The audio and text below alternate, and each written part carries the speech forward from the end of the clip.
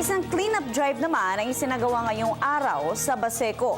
Kung bakit, alamin natin mula sa aming kasamang si Jade Miguel, mag-uulat live via phone patch.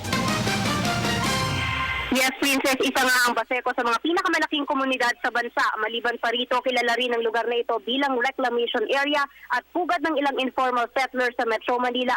Sa lugar din na ito makikita ang ilang tambak ng basura sa tapat at paligid mismo ng mga kabahayan.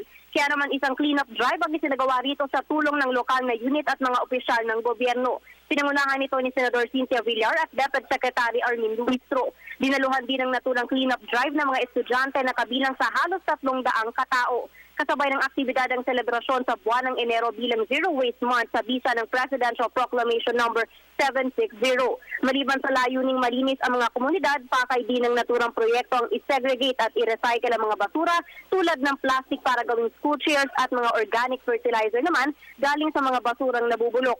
Isang patunay na may ginto pa rin sa bawat basurang ating itinapon.